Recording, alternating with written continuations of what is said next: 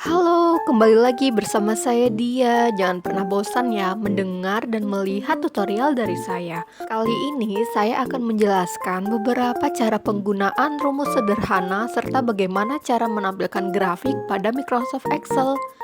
Yuk, kita mulai. Baik, di sini saya sudah menyediakan salah satu bentuk jalan cerita yang bisa kita gunakan sebagai latihan untuk menggunakan rumus-rumus perhitungan sederhana pada Microsoft Excel serta bagaimana caranya menyajikan grafik pada Microsoft Excel. Nah, mari kita baca bersama. Ceritanya di sini terdapat seorang reseller bernama Budi yang bekerja pada CV Nikmat Sedap yang berjualan 3 jenis peye, yaitu kacang, teri, dan udang. Nah, CV Nikmat Sedap memperlakukan sistem bonus sebesar 500.000 tiap bulannya kepada reseller yang berhasil mendapatkan laba bersih penjualan bulanan di atas 25 juta. Di sini juga sudah dilengkapi perhitungan laba bersih untuk tiap jenis peye-nya.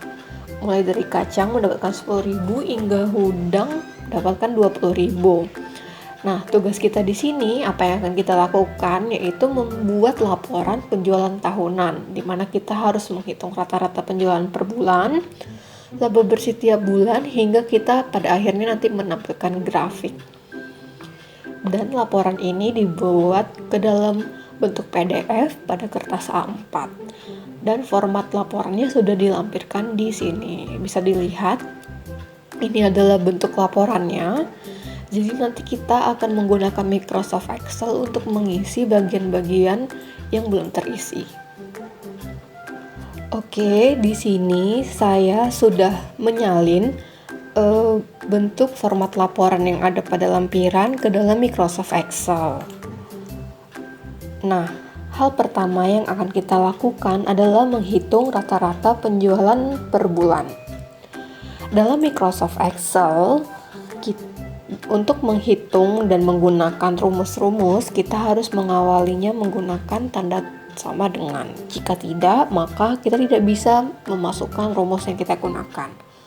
Kemudian, untuk menghitung rata-rata, kita bisa menggunakan syntax average.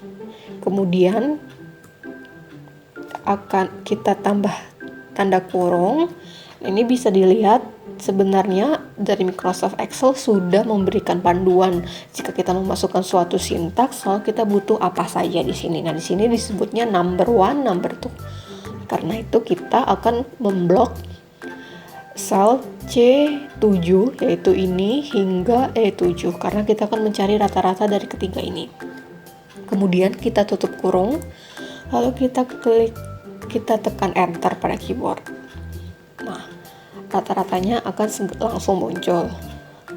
Nah, jika kita ingin lanjut, kita cari untuk bulan Februari, sama, kita masukkan average. Lalu kita blok ketiga kolom ini, kemudian kita enter pada keyboard. Nah, cara cepatnya, kita sebenarnya juga bisa mengerjakan ini dengan cepat dengan cara kita cukup mendrag ke bawah hasil yang ini. Kita drag awalnya kita pastikan bahwa tanda kursor berubah menjadi tanda plus seperti ini, terus kita drag ke bawah, maka hasilnya langsung ada seperti itu.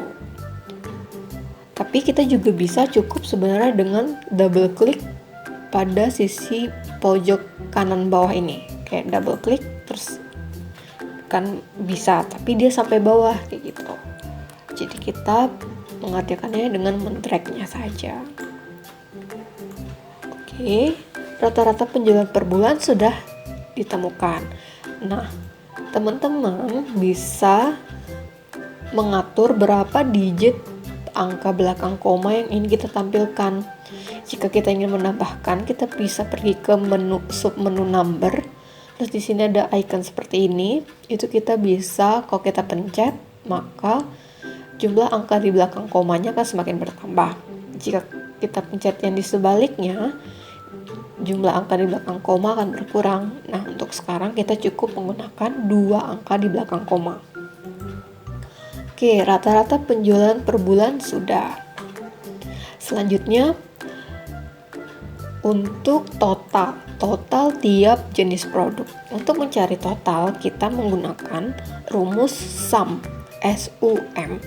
Sama, kita harus selalu mengawali dengan tanda sama dengan, kemudian kita tuliskan SUM, buka kurung, terus kita memblok satu kolom dari bulan Januari hingga Desember.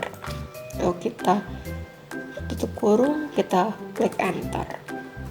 Nah, ini juga sama dengan pencarian rata-rata tadi, kita cukup mendragnya ke samping. Maka kita sudah mendapatkan di sini total dari masing-masing jenis PY. Nah, teman-teman bisa memberikan warna pada sel ini dengan cara pergi ke submenu font. Kemudian ini ada bentuknya seperti tempat cat, itu kita klik yang bagian kanannya, kita pilih mau diwarnain warna apa. Sini mungkin warna kuning ya, warna seperti oranye. Oke. Nah, rata-rata penjualan udah per bulan, terus total udah, sekarang laba bersih. Nah, untuk laba bersih tadi diceritakan bahwa ada perhitungan tertentu di mana P kacang 10.000, P teri 15.000, P udang 20.000. Nah, oleh karena itu kita harus menuliskannya terlebih dahulu. Nah, di sini saya akan memilih kolom di luar tabel. Di sini ya kira-kira kita tulis laba bersih.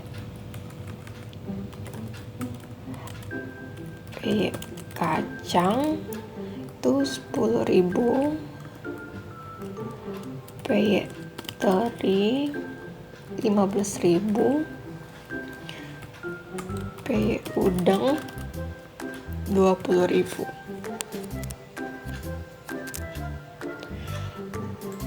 Nah, sudah. Sebenarnya kenapa kita tuliskan di sini agar nanti ketika menghitung labanya kita nggak perlu mengetikkan satu-satu gitu. Nah, ini kan bentuknya masih dalam format angka biasa. Teman-teman bisa merubah formatnya ini menjadi format currency atau uang. Itu bisa pergi ke bagian number. Ini bisa kita pilih ada currency. Nah, ini kan masih dalam bentuk dolar. Kita bisa ubah ke dalam bentuk rupiah. Caranya kita buka ini dialog box submenu number. Kemudian ini kita pilih di bagian simbol, kita scroll mencari rupiah.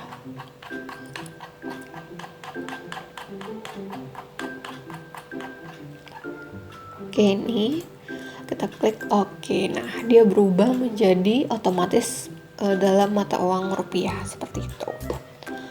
Oke, sekarang kita tinggal mengalihkan masing-masing jenis PY ke tiap harga yang ada di sini untuk menghitung laba bersih. Cara pertama kita bisa mengetikkan secara manual.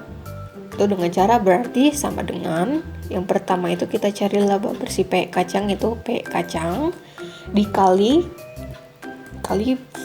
simbolnya seperti bintang ini ya teman-teman, terus dikali 10.000 ini ditambah laba bersih PY dikali harganya, tutup kurung, tambah jumlah PY udang kali harganya.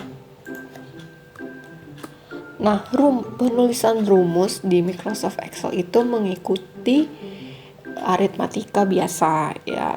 Kalau misalnya dia antara tambah kali bagi kurang, yang mana duluan ya, yang pasti kebaca duluan itu adalah yang kali dan bagi, seperti itu. Sudah selesai, kita enter, maka langsung kita dapatkan laba bersihnya. Begitu juga untuk bulan Februari, kita tulis, kita cari kuantitas penjualannya, kita kalikan harganya, buka kurung, kita kalikan harganya, terus yang udang kuantitasnya, terus kita kalikan harganya. Nah, Oke, nah sebenarnya kalau misalnya laba bersih yang ingin kita cari itu semakin banyak, cara manual seperti ini tentunya akan membutuhkan waktu yang lama. Nah, sebenarnya ada cara yang lebih cepat, yaitu dengan menggunakan fungsi absolute. Absolute itu artinya kita mengunci kolom atau kolom atau baris atau keduanya. Caranya gimana? Ini. Jika teman-teman lihat antara Januari dan Februari itu yang berbeda dari rumusnya adalah di bagian angka. Berarti tandanya itu yang berubah adalah barisnya tapi kolomnya tetap. Nah, di sini kita bisa memanfaatkan fungsi absolute. Jika kita perhatikan tadi kan berarti yang berubah adalah barisnya untuk tiap kuantitas, sedangkan untuk harganya sendiri itu tetap di sel ini. Nah, itu kita bisa manfaatkan fungsi absolute. Caranya sama dengan untuk bagian P kacang tadi itu yang tetap itu adalah kolomnya, sedangkan yang berubah itu adalah barisnya. Nah, fungsi absolutnya berarti yang tetap itu kita tambahkan dolar, sedangkan yang berubah-berubah itu kita biarkan.